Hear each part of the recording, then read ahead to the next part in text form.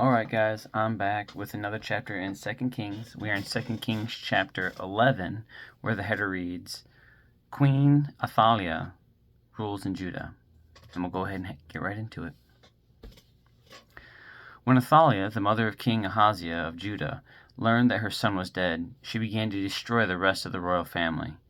But Ahaziah's sister, Jehosheba, the daughter of King Jehoram, I'm struggling with these names again, guys, took Ahaziah's infant son, Joash, and stole him away from among the rest of the king's children, who were about to be killed. She put Joash and his nurse in a bedroom, and they hid from Athaliah, so the child was not murdered. Joash remained hidden in the temple of the Lord for 6 years, while Athaliah ruled over the land. In the 7th year of Athaliah's reign, Jehoiada,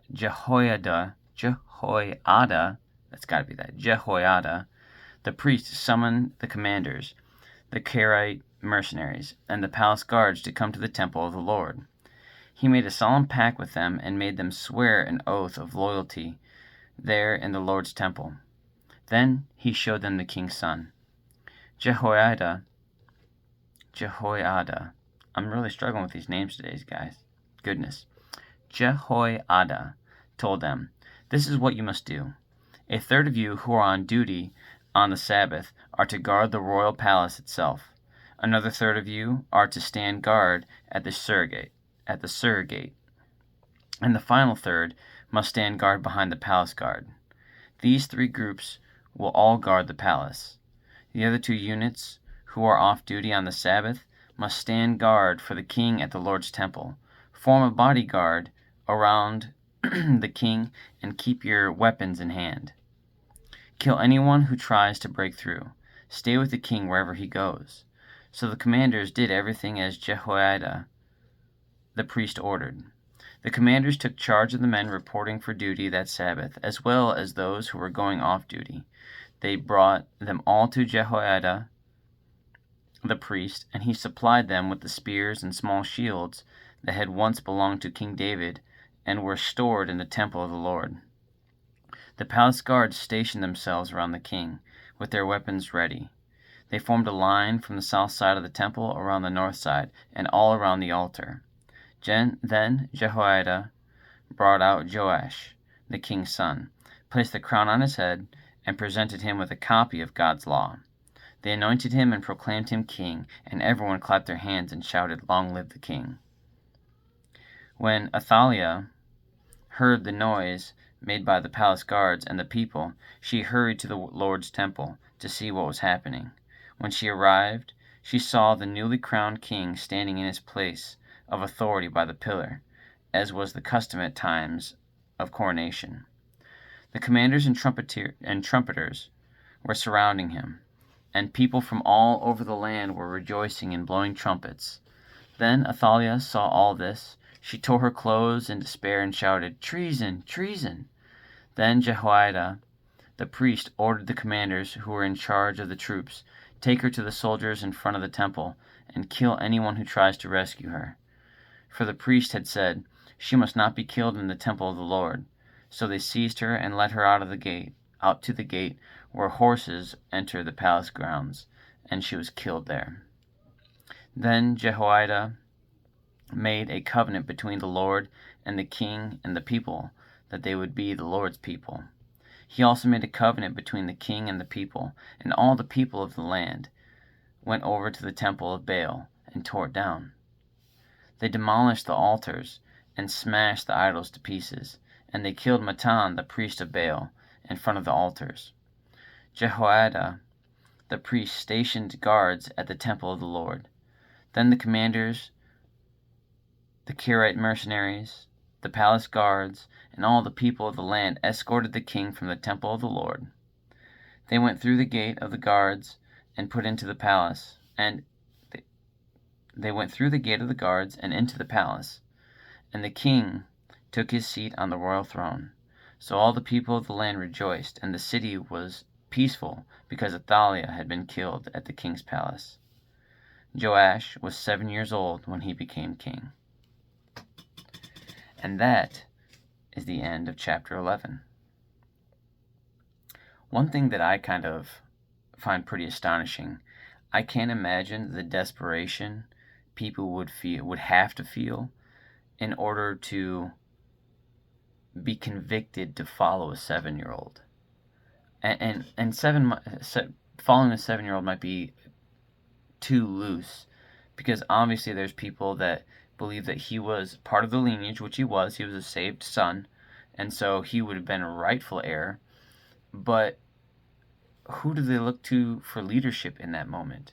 I can't imagine they assumed the 7-year-old. Now, I imagine it's probably the priest that it was in charge of, who would it have been? I think Jehoiada. Is that who? Yeah, Jehoiada's religious reforms. Yes. And so Jehoiada made a covenant between the Lord and the king and the people. So I imagine that they're going to be looking to him more of like a, I don't like to use the word pope, but like a religious leader. Like, he's going to do this now. He's going to be advising the king, or to some capacity have great influence. Because I can't imagine being a usurper, being, what's the word I'm looking for? Someone, the treason, staging a coup, right? I couldn't imagine doing that on the hopes that the 7-year-old is going to be able to lead us. And so she had to have been such a monster. And I say that, it's just history repeating itself. And so I guess that's kind of my frustration or confusion. It's been nothing but what? In my study Bible, I'm on page 587. It's been 587 pages of just absolute ruthless acts of people, and people trying to escape God's influence and reach. It's impossible. And when they do that, the farther they go from God, the farther they go from their own decency. And I say their own decency, realizing that we can't really even partake in that holiness without God at the center of our life. And so the second they do away with him, or don't want anything to do with him, it's an immediate fall. Whether it's seen in a economical standpoint or an affluence or influence standpoint, the second they separate from God, they don't realize they're in free fall and just haven't hit the ground yet. And it blows my mind that it's hundreds, thousands of pages of us just being absolute monsters to each other, and God just saying, no, this way. And really, in a kind but firm hand. He's had to swat us a couple times, and we come back just nastier than before. And for him to have the patience to do that, like you would a child, say, hey, you're not doing it the right way again. And he makes those references. Say, hey, you're not following me like King David. You're not following me like King Solomon. You're not doing the things that your fathers did before you that either brought honor to me or didn't, or brought pleasure or glory to me or didn't. And so when someone does come to power and they are aligning with God, it seems like they're just doing all these atrocities, killing all these people. They're cutting out a cancer that the people let grow. And so it's just constantly this ebb and flow, and we're the ones that create that chaos. It's so clear that as we go from person to person, the one constant is God. But that only those that align with God end up with the prosperity that he promises. And those that don't, those that grab power through ill means and through evil and all those things that aren't anointed, they just look to take advantage of. It's just constant warfare. This Old Testament is super depressing, guys. Now, there have been some phenomenal stories in here that I absolutely love.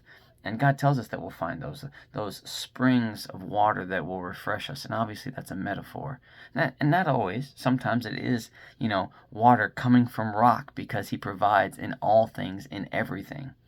But oftentimes it is just a refreshing, a renewal of the spirit, because someone was just, or someone was kind, or someone showed faith when their back was against the wall.